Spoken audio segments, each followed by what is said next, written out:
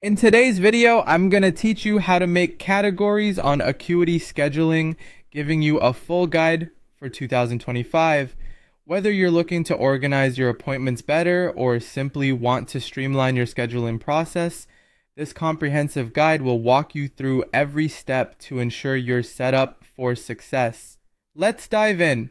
First things first, we need to head over to Acuity Scheduling. Open your web browser and go to the Acuity Scheduling website. For those unfamiliar, Acuity Scheduling is a powerful tool that allows you to manage your appointments with ease. It's particularly useful if you're someone who finds themselves juggling multiple appointments and wants everything in one organized place. Now, once you're on the Acuity Scheduling homepage, you'll want to locate and click on the option marked as Appointment Types. This is a crucial step because it's in this section where you define the nature and structure of your appointments, and it's also here where you'll create fancy categories to sort these appointment types. With the Appointment Types page open, take a moment to view your existing appointment types. You'll see a list, and you can click on any appointment type to edit its details. This is especially helpful if you want to make changes to an existing appointment type or adapt something to fit into a new category you're planning. For our purposes, we'll be creating a new category, so go ahead and click on Edit for any appointment type you wish to categorize. Once you're editing an appointment type, look for an option that says Create New Category.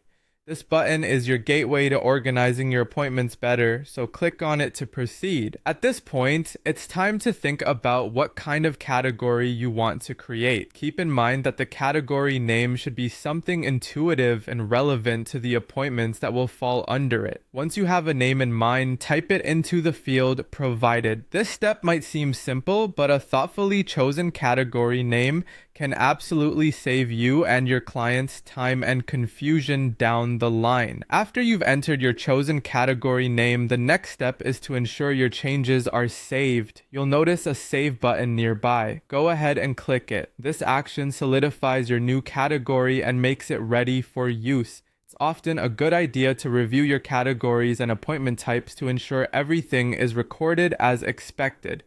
Finally, don't forget to click on Save once more before exiting, just to double check that everything is set correctly.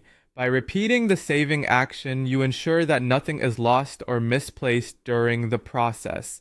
And there you have it, a full guide on how to create categories on Acuity Scheduling. I hope you found this guide helpful and that it empowers you to exploit Acuity Scheduling to its fullest potential, keeping your appointments organized and your schedule running smoothly. Thanks for watching and see you in the next video.